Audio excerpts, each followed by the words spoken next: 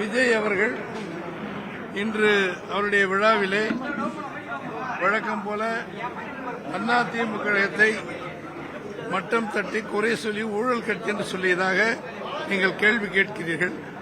அப்படி சொல்லியிருந்தால் ஏற்கனவே நாங்கள் சொன்ன பதில் அதுக்கு உள்ளது அவ்வளவுதான். அவருக்கு கேட்டிருக்கிறோம், நீங்கள் ஊழல்வாதியா இல்லையா? நம்பர் 1 விஜய் அவர் உழைக்கிற அந்த சம்பளங்கள் நியாயமானதா, கருப்பு பணமா வெள்ளை பணமா தெரிவிக்கணும். அவரிடம் இருக்கிற திரு மார்டின் அவருடைய மருமகன் ஆதவ் அர்ஜுனா அவருடைய மாமனார் அவங்கெல்லாம் நேர்மையான வழியில் சம்பாதித்து வந்திருக்கிறார்களா? நம்முடைய செங்கோட்டையன் அவர்கள் ஏற்கனவே அம்மா இருக்கும் பொழுது அமைச்சராக இருக்கும் பொழுது வருமானத்திற்கு மீறி சொத்து சேர்த்தவர் என்று வழக்கு போட்டு சிறைக்கு போய் பிறகு அம்மா காலத்திலே விடுதலை செய்யப்பட்டவர். எங்களுக்கு தெரிந்த 3 உதாரணங்களை சொல்லுகிறோம்.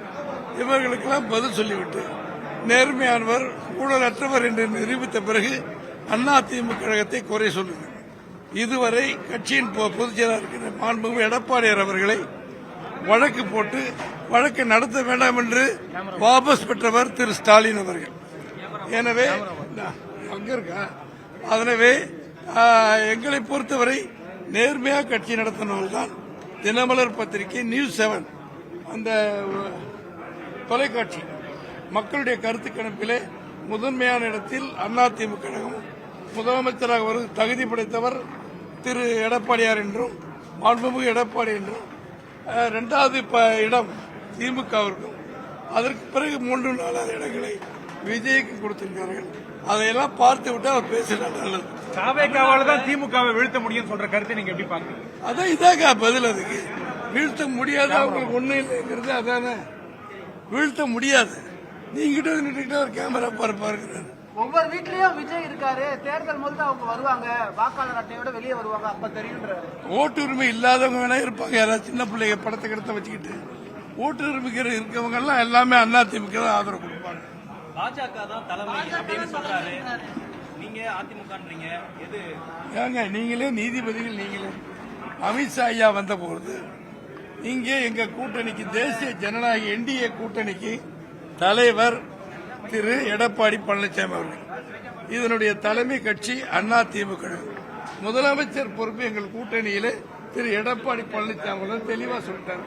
திருப்பி ஊடக நண்பர்கள் தொலைக்காட்சி அதான் இதை பதிலா அவருக்கு சொல்லுங்க. இதெல்லாம் பார்த்துட்டு கொஞ்சம் சொல்லுங்க அமித்ஷா.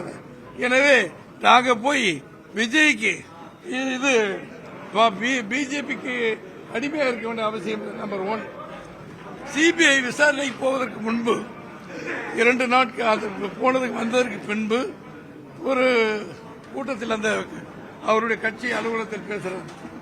திமுகவும் அதிமுகவும் ஊழல் கட்டி பேசுறாரு.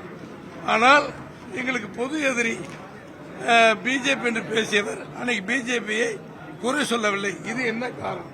திரு விஜய் அவர்கள் விளக்கம். கூட்டணியில மேலும் சில கட்சிகள்லாம் சேரப்போகுதுன்னு சொல்லிட்டு இருக்கீங்க. தேமுதிகவுக்கு வாய்ப்பு இருக்கா? இல்ல தேமுதிக கதவுகள் அடைக்கப்பட்டிருச்சா? நீங்க கொஞ்ச நேரம் பொறுமையா இருக்கணும். வர்றவங்களெல்லாம் கதவு மூடி விட்டுறாதீங்க. நாங்க எல்லாம் கட்டாயம் வருவாங்க. அதெல்லாம் பொதுச் செயலாளர் தான் பதில் சொல்லுவாங்க.